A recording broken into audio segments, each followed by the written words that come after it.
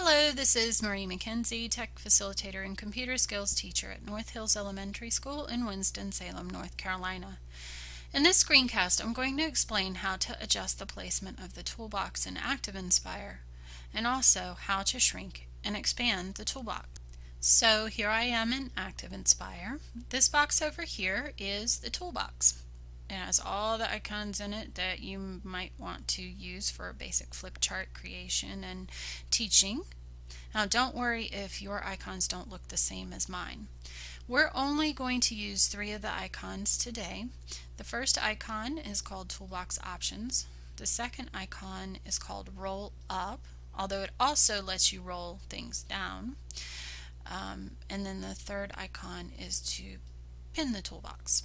Now, when the toolbox is loose and hanging out like this, you'll find these icons in the dark gray bar at the top of the toolbox. So yeah, when the toolbox is loose and hanging out like this, it's called floating, and you can pick it up by clicking on the dark gray bar and holding it down and dragging it around and putting it wherever you would like to have it. Now, the toolbox floats. A boat floats. You can dock the boat to keep it in the place where you want it to be, and similarly you can dock the toolbar to keep it in a certain place. To dock the toolbar, you're going to click on the Toolbox Options icon, and you can dock it left, right, top, or bottom. And when you choose where you want to dock it, it will snap over to that side or the top or at the bottom. Now I hope you noticed that when you dock the toolbar to the left or right, the icons stay arranged vertically. But when you dock it to the top or bottom, they spread out horizontally, and the roll up and pin toolbox icons disappear. Also, the toolbox options, the picture stays the same, but it changes its name to toolbar options. It does the same thing, it just lets you move the toolbar around and dock it to other places if you would like to. Now, moving the toolbox around isn't just for personal preference. Docking the toolbar at the bottom can make the tools more accessible for smaller or younger children, and floating the toolbox and moving it around can make the tools more accessible for students that have special needs, like children in wheelchairs or those who have fine or gross motor skill issues.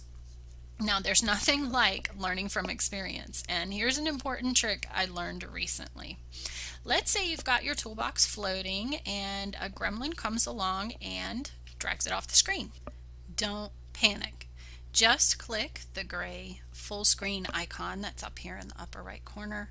It will resize your flip chart, your toolbox will magically reappear, and then you can change the flip chart back down to best fit by clicking on the gray icon right there. Alright, I've got my toolbox back. Let me see what else I can do with it. And sometimes you'll want to have the toolbox floating around or even have it docked, and you just need to get it out of the way for a second. There's a couple different ways to do that. One of them is to go into the toolbox options and choose roll up, and that will just snap it up like one of those old-fashioned shades on your windows. Then you can uncheck roll up and it will expand it back out.